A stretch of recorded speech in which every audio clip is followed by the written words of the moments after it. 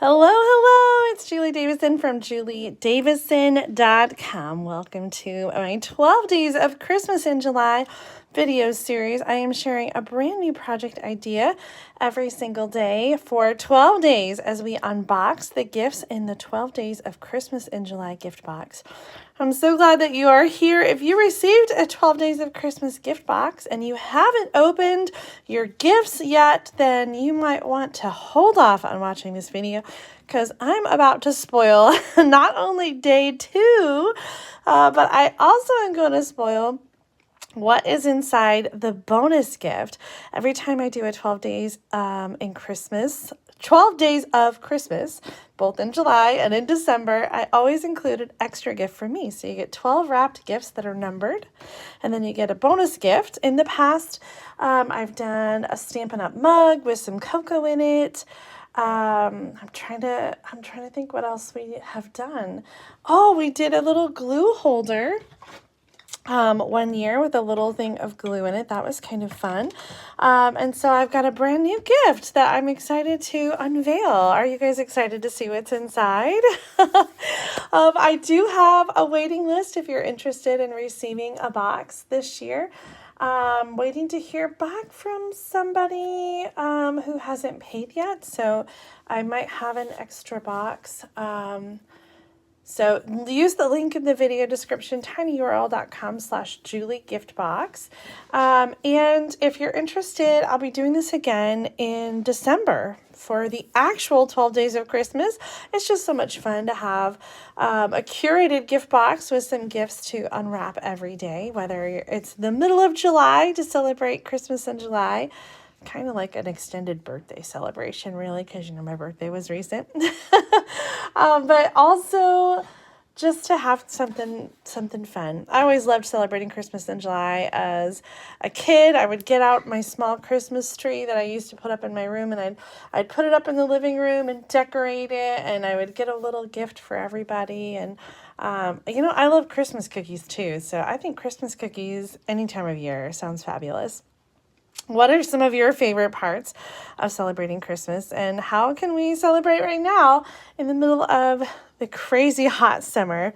Maybe not so much the cocoa and that kind of stuff, but you know what? I love Christmas caroling. I love listening to all the music, and I love giving gifts. And so those are all things that are some of my favorite things. The other thing, spending time with family. That is something I always enjoy over the Christmas season is seeing and spending time with family. All right, well, let's get right into it today. I've got a quick little project for you because I'm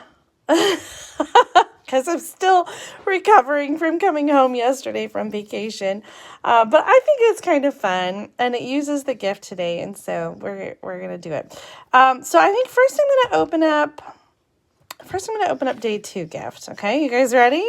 This is something I think that is pretty essential. And maybe if you received the gift in person, you might have been able to guess it just by the way it feels.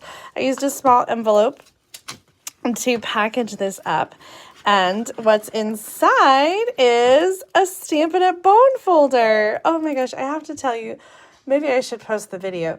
Claire took a little video of one of our dogs, Gracie. She was rummaging around the box of bone folders in the living room and picked one out for herself and was going to run off with it before Claire stopped her, but it just cracked me up. We had to move the box and put it up so Gracie wouldn't get into your bone folders.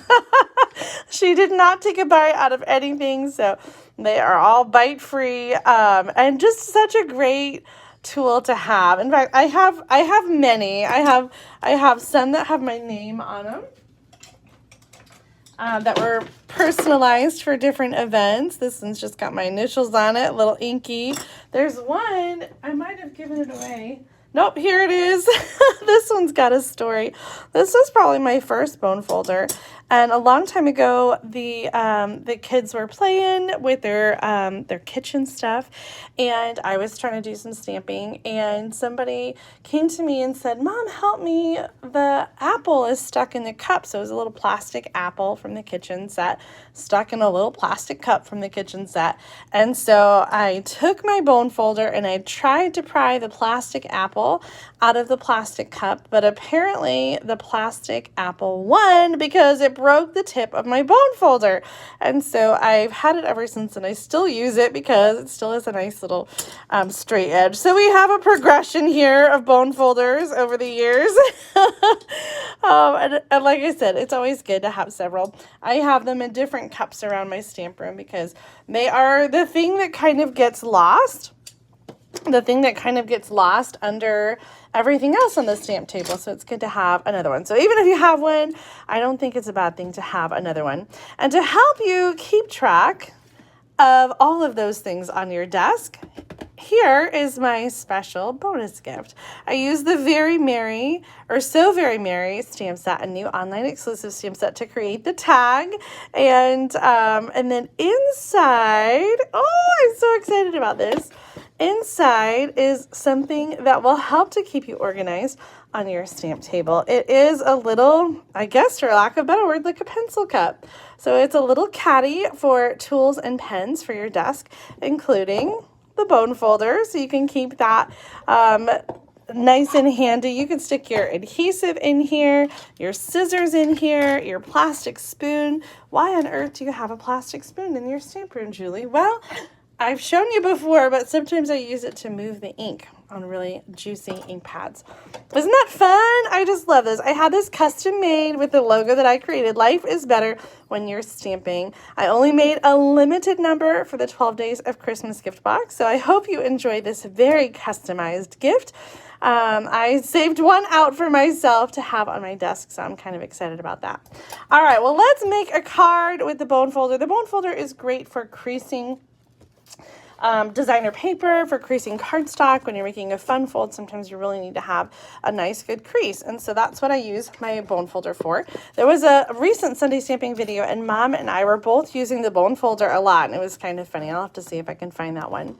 Yesterday's gift was the One Horse Open Sleigh designer paper, and I showed you a fun project with it. Do you remember we made this little fun fold card featuring the designer paper? One of the sheets from this beautiful set of 6x6 designer paper. I'm going to flip through them just really, really quick to show you in case you missed yesterday's video. And if you did, you'll have to go back and you'll have to check it out.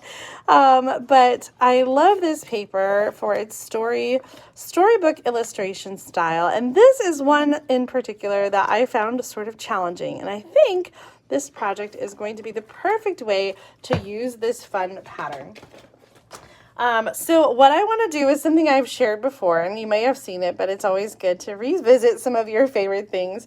This is a designer paper fold that you can use inside a card, or you can use it as your main card and have an entire piece that's like this. What you're going to need is a square, and it can be any size square. I'm just going to use the full size piece. This is 6x6. Actually, I'm going to take just a little bit off of it because in my practice, I found that it was a little bit tight. And so I'm just going to take literally just like, I'm going to go, I think, let's see, we've got 5, 5.5, 5 3/4. I'm going to go all the way to that last little tick. So this is like 5 7/8 inch. Okay, so I'm taking just a hair off of each side, 5 7/8 inch. And this is just so that it'll fit better in my card. Okay, now for this pop-up, I call it a designer paper explosion, which I think is a little bit of a trigger word, hopefully not on YouTube, but it's just sort of like more of a pop-up and a pop-out. So we're going to start by folding our cardstock. And there's two sides to this paper, and I'm going to fold with the design that I want to see. I'm going to fold that inside. So I'm going to start by folding it in half. And this is a square, so whichever direction is fine. I'm using my bone folder to get a nice good crease. And so that's one of the things that the bone folder is great for. Another project that I was thinking about doing is the designer paper fold with, it's like a pocket, like a little diaper fold, like origami, to make a little treat pouch. That's a really good one too. So what I did is I folded it and I turned it and I folded it in half the other way. So now I have this sort of grid, and now I'm going to take it and fold diagonally. And I love that this has sort of like a path right there. That's where I'm going to fold for this particular paper design, but it doesn't really matter either direction when you're doing your diagonal fold. So I'm going to do the diagonal fold, and it's really great here to have that bone folder to smooth it out down the line and get a nice good crease.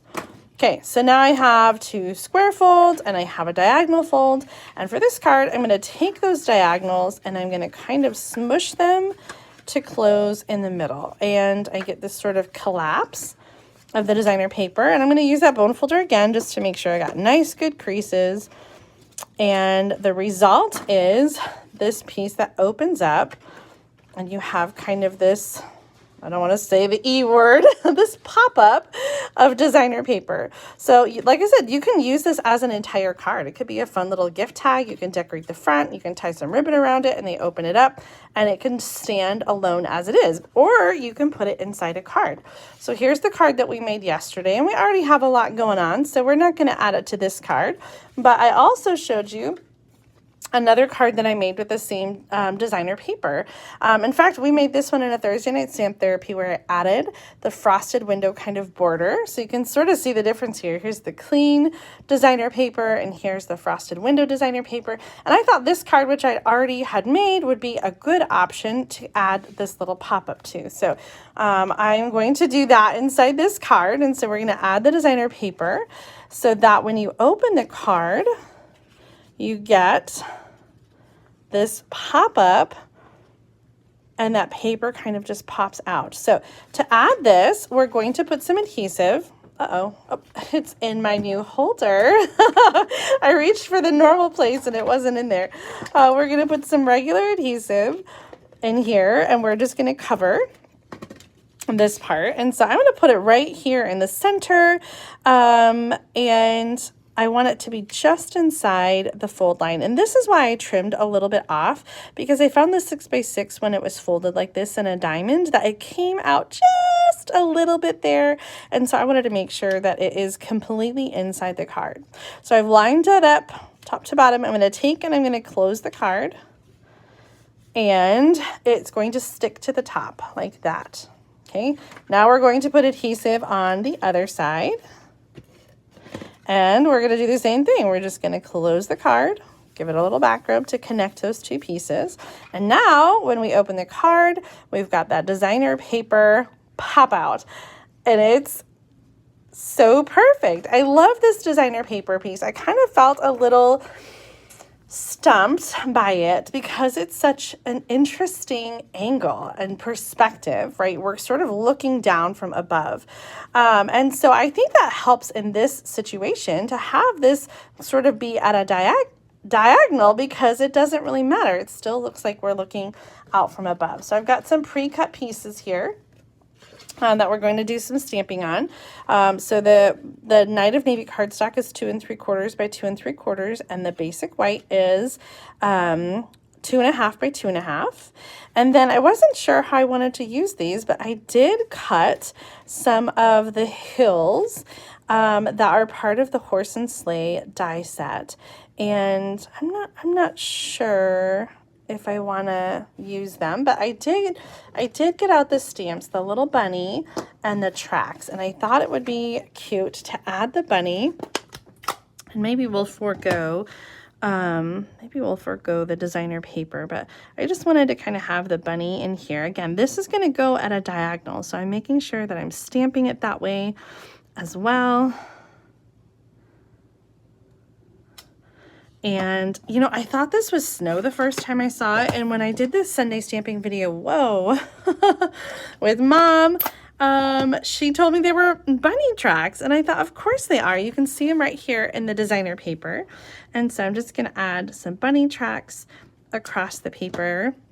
you know, kind of just look like it's just hopping right through. So if you wanted to, you could add a little bit of this. I think I'm going to leave it off of that right now. So again, really super simple since I started with a pre-made card, but I think this is a great little way to step up your card. So whatever card you have at home, whether it's really simple in the front or a nice design, you can do this little pop-up. And if you have your card, if it was a portrait card like this, you could still have it be that way. In fact, this could go, well, yes, that's what I was trying to say, of course.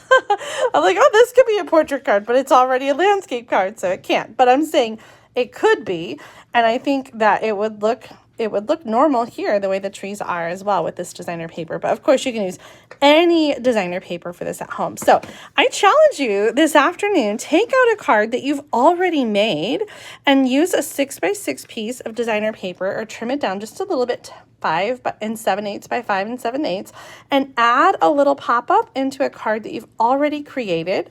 Oops. I was in the portrait card mode, and now our bunny doesn't make sense. Let me just flip that this way. Now the bunny makes sense for our card. There, sending warmth your way, and then you've got that fun little pop-up. So my challenge for you today is to take a card that you've already made and add a designer paper pop-up element to the inside. A fun and easy way to make your friends and family smile when they receive your cards. I hope you enjoyed this project idea and today's gift. The bone folder is such an essential tool to have. So if you don't have it already, I highly recommend you add it to your next order. And I hope everyone who participated in the 12 Days of Christmas enjoy their custom desk organizer, pencil holder as well. That's it for me today. Make sure you tune in tomorrow at 1 p.m. Central Time for another 12 Days of Christmas in July unboxing video and project idea. I can't wait to share with you. Have a wonderful day, and I'll see you soon. Bye.